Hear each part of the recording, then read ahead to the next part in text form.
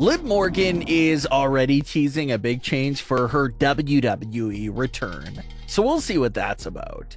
We'll also check out Natalya's all-female faction, the latest with the Judgment Day, and more. Let's start things off with Liv Morgan and her big teaser. It wasn't that long ago when Liv went down with what everyone thought originally was a pretty devastating shoulder injury. WWE even stripped Liv and Raquel of the tag team titles immediately after Liv got hurt, which gave fans some solid evidence that Liv was extremely hurt. But as to everyone's surprise, Liv Morgan made her full return to Smackdown a handful of weeks later after that shoulder injury.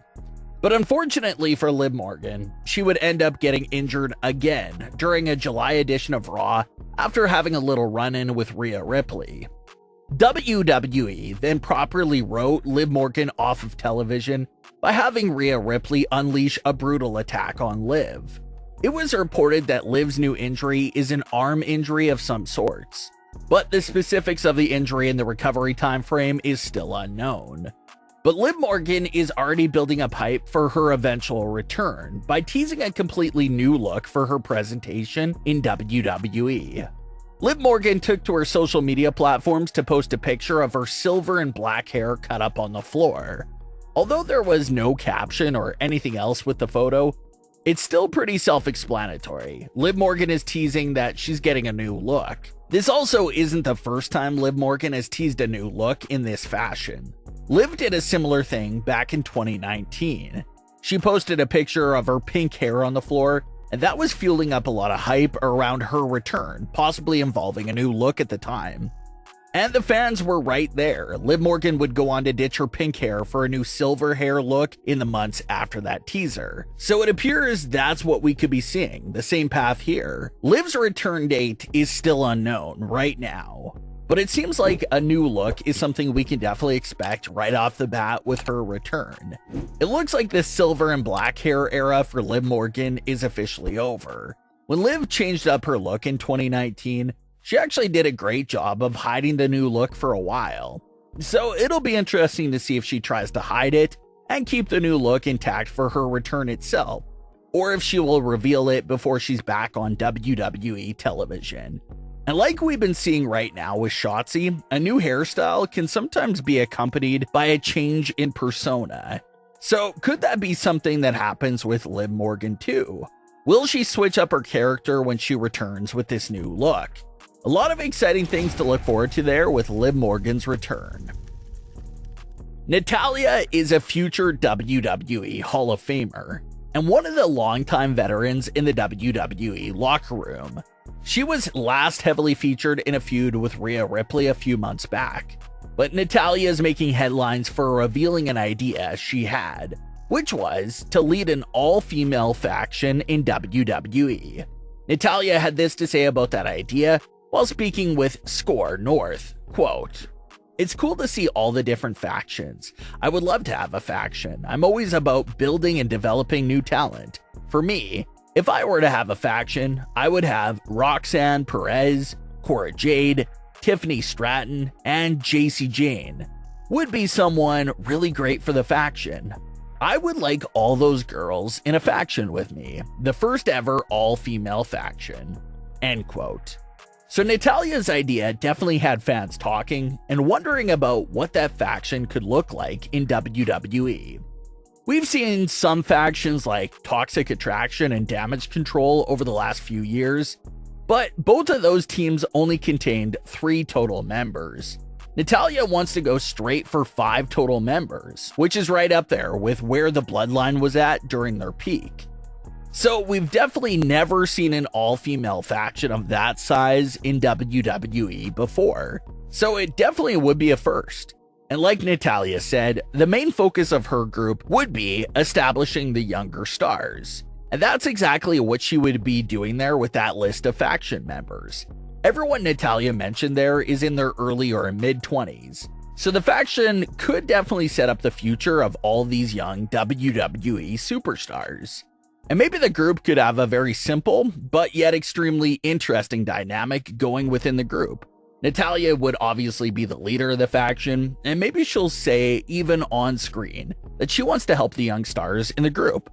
But maybe Natalya's character is secretly using them to elevate herself back up in WWE.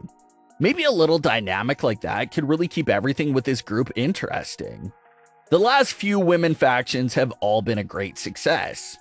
So if Natalya even got her faction wish, hopefully they turn out to be just as successful. A storyline that was previously dropped has now started back up again on Raw. And this, of course, is the story of JD McDonagh making his way to the Judgment Day. WWE teased this story several weeks ago, but it was dropped, reportedly because the Judgment Day just had too many things going on at the time. But it has returned following Summerslam. Finn Balor has had his opportunity to get revenge on Seth Rollins at Summerslam. Even had all the Judgment Day members at ringside to help him out, but Finn still couldn't get it done. Damian Priest was legitimately trying to help Finn, even gave him the briefcase and distracted the referee for him. But Finn gets curb stomped on the briefcase and it's over. A lot of fans were a bit bummed out because they thought it was the perfect time for Finn Balor to recapture a world title and bring it back to the Judgment Day to make their story even more interesting. But that's no longer a possibility. But we get to Raw, and Finn Balor was once again shown talking to JD when he gets approached by Damian Priest. Now, in weeks past, JD would step away when the Judgment Day was talking amongst themselves. But this time around, Finn Balor asked JD to stay for the conversation because of their long friendship and the trust that they shared. Priest wanted Finn to know that he was out there to specifically make sure that Finn won the world title, but that even with all the help, Finn couldn't get it done. They blame each other for a bit until Rhea Ripley comes in and says that they need to be on the same page. JD even steps into the Judgment Day business and says that the contract has come between Finn and Damian and how Damian should get rid of it. Balor walked off with JD, but Rhea Ripley and Damian Priest didn't pay much mind to what JD suggested because he wasn't a part of the Judgment Day. And when the Judgment Day came out for the main event match, Damian Priest can be seen walking in front of the rest of the group, which is an automatic implication that Priest just isn't fully on the same page with the rest of the group right now and is a bit fed up. Then in the main event itself, Finn Balor would once again end up taking another pinfall to cost the Judgment Day the match. The Judgment Day loss in the main event spot of Raw, and especially since it was Finn that got pinned, that will definitely extend the story and tension there. It's clear that JD McDonagh will be coming into the Judgment Day, but the part fans are still debating is, who will he replace? A lot of fans think that we could see JD betray Finn Balor, kick Finn out of the group, and take Finn's spot along the Judgment Day. WWE has given the exposition that Finn and JD have been friends for 20 years.